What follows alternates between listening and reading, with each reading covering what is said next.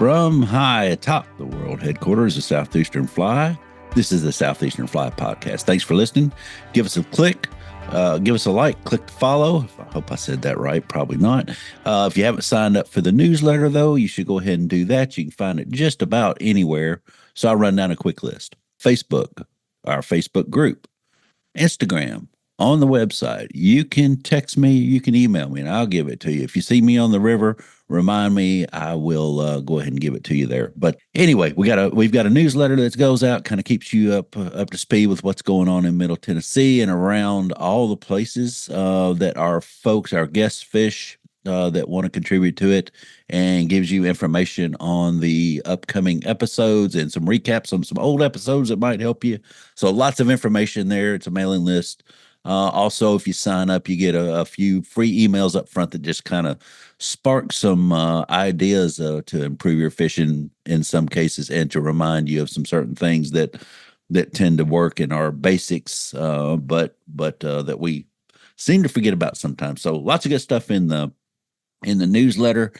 But let's go ahead and let's start talking about common sense fly fishing tips here. So we'll call this one David's Common Sense Tips for Fly Fishing. That sounds like a good title, good working title. One thing that you got to be aware of is fish will absolutely surprise you, and they will be where you don't think they'll be. That's why it's a good idea to have a plan.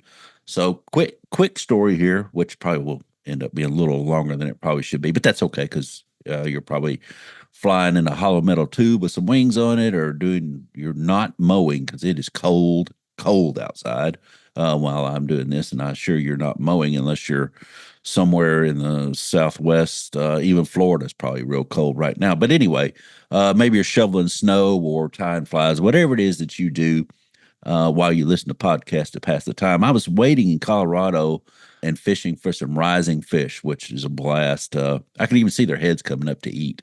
Like their whole heads were coming out of the water so that they could get these bugs.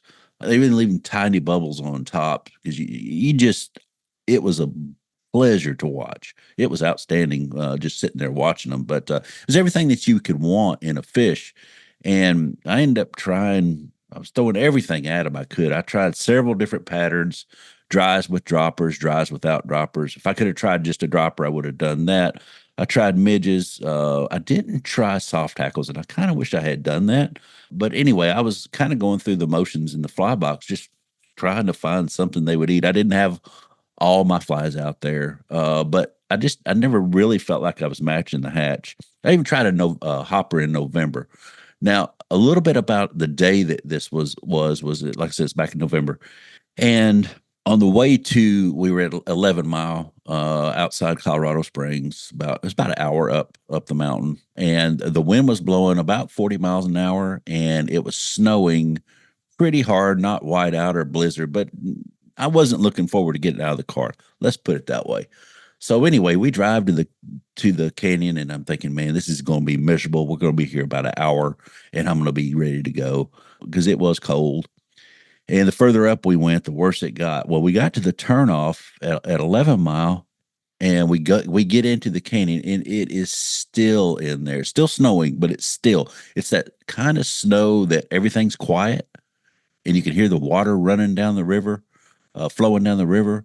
But the wind, you could hear the wind, but it was going across the top of the canyon where we were. It was that was a blessing. I'll just say it. That was a really good thing, because I wasn't looking forward to that. Anyway, so we drive the top of the canyon. We go all the way up to the dam. If you've ever been out there, when we got to the dam, there were several people fishing there. It was way too crowded for me. And there was a lot of river that we had passed that I was able to look at and say, wow, I'd like to fish there. I'd like to fish here. That looks good. That looks good. There's a lot of great water. We stopped and looked at some fish off a couple bridges, looked at some fish off of some sort of like bluffs. It was just a little ways down to the river. And anyway, I had a good view of the river because I was a passenger. And so we go up and we go to the top. We talk to this guy, and he gives us some more intel. And I found one place that I really liked. I really wanted to wade. There was no wind. I could see some fish rising when we drove by. B, there was no wind. C, it was nice and flat out there, and I could see what I thought was gravel, but it was actually turned out to be more sand than anything. So it was really, really a nice place to wade. So anyway, that's where we went. And we get out of the car. And if I describe this place to you in detail, people that have been there would know exactly where I'm talking about, I'm sure. So I won't do that. I'll let you discover that on your own if you're ever out there. And if you go, I highly recommend going out there to 11 Mile if you're out in that part of Colorado. So anyway, I get all suited up, get all warm clothes on and all that, and I go up to the edge and I do my quick scan. I see some current on the far bank. Just the rest of the pool is kind of super slow moving with light sandy bottom. So if there were any fish on it, I could have seen them. I feel like, and I got zeroed in on this place where the fish were rising. That one fish in particular. There were several more there, but there was one that I really found interesting. Probably wasn't the biggest one in the pool. It just was interesting. Just one of those puzzles you might want to solve.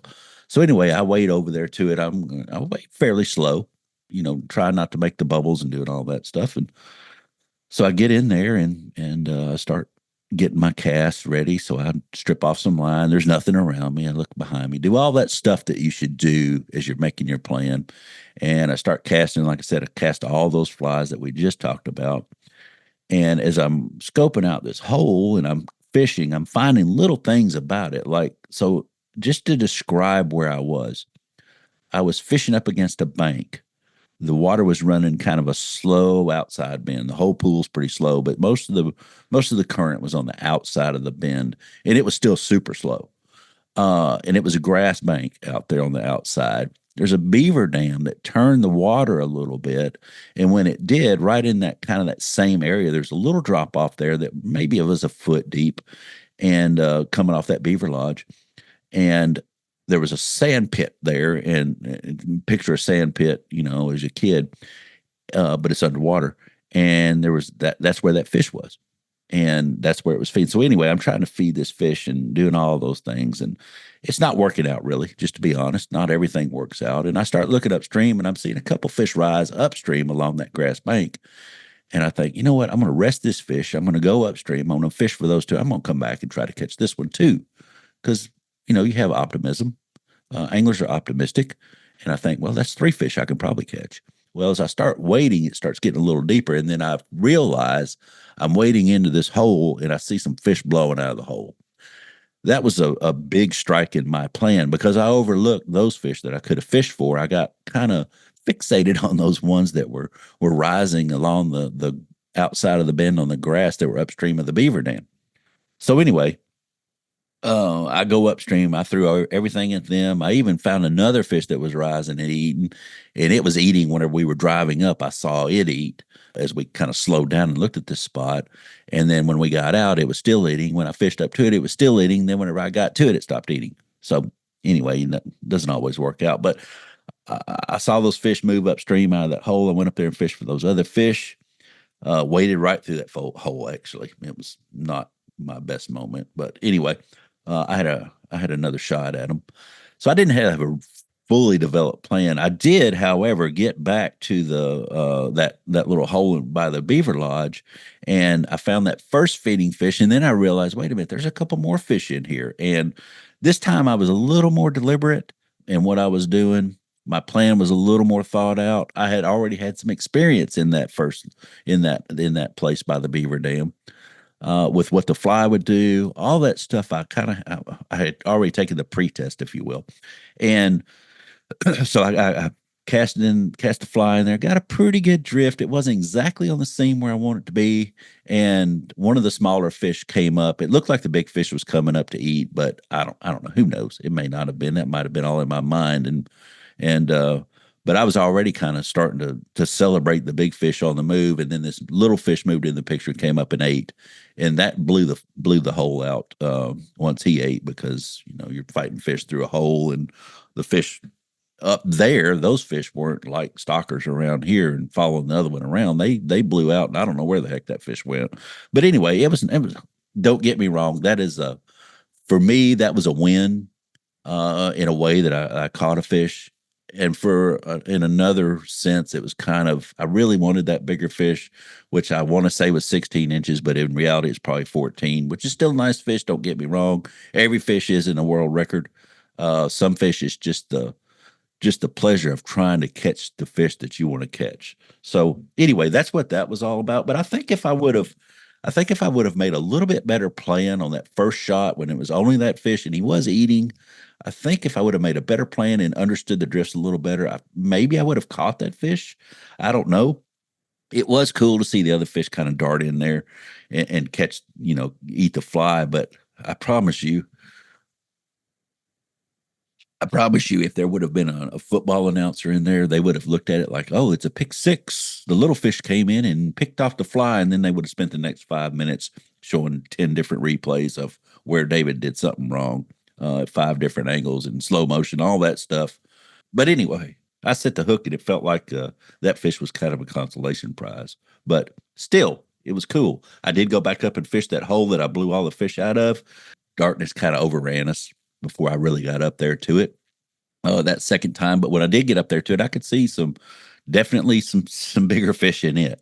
Definitely 16 plus in that hole. And it was kind of a feeding hole, a place where they could feed, but it was also a resting spot.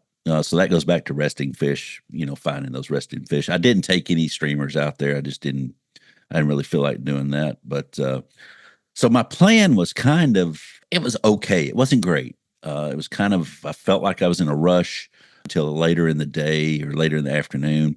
And I could have slowed it down a little bit. So let's talk about wading first. Wade slowly when you're wading. And fortunately, I was on sand mostly in that particular area, but there's some gravel bottoms and rocks and some pretty slick rocks out there too.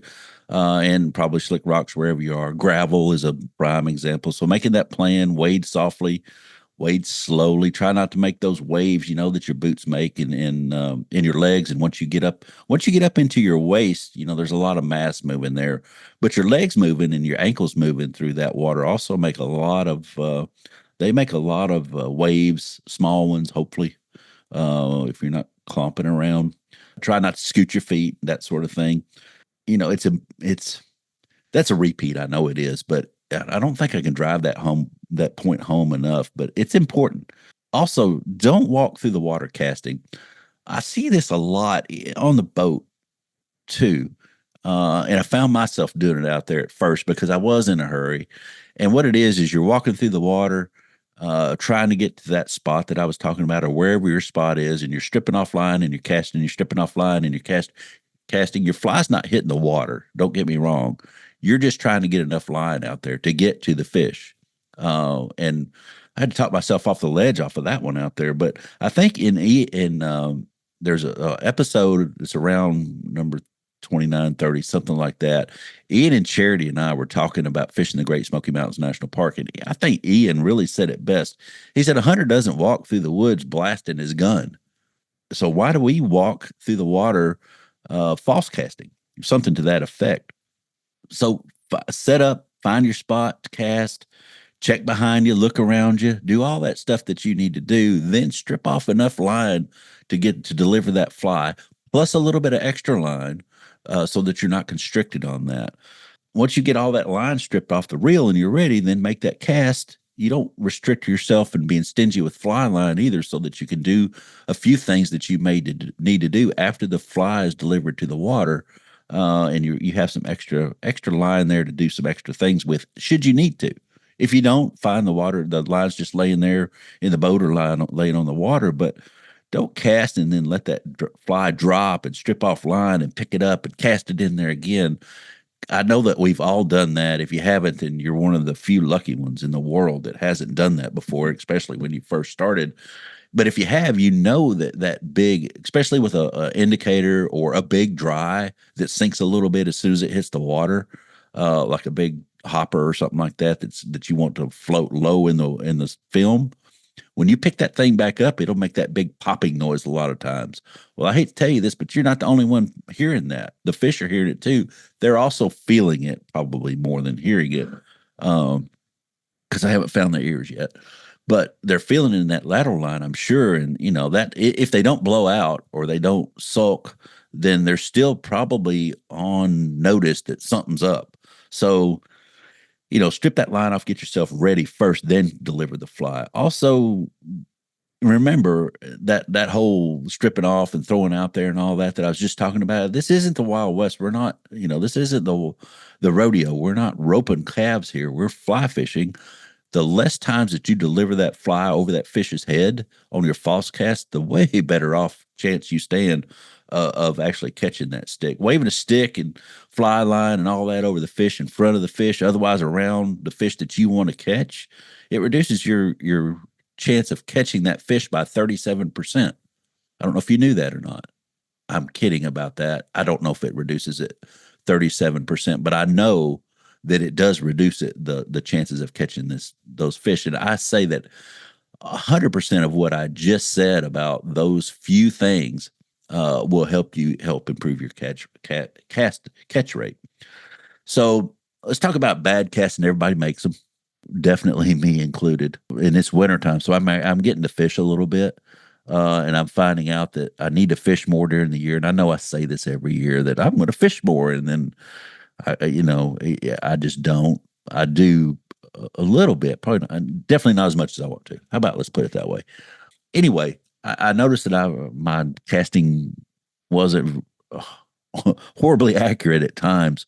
And as we get down, as you go through your fly fishing career, or whatever you want to call it, as a sport, as a pastime, I don't know. But as you advance, you'll find that your bad presentations when you first start out are really bad. They just are.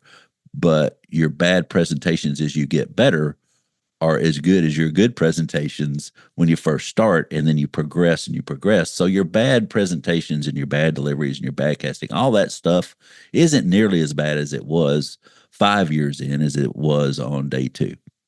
So that being said, you're going to have those bad casts. And what I mean by bad casts is it lands, you got those that land 10 foot away from where you want them to go. And then you have those others that land 10 inches away from where you want them to go. And that matters some.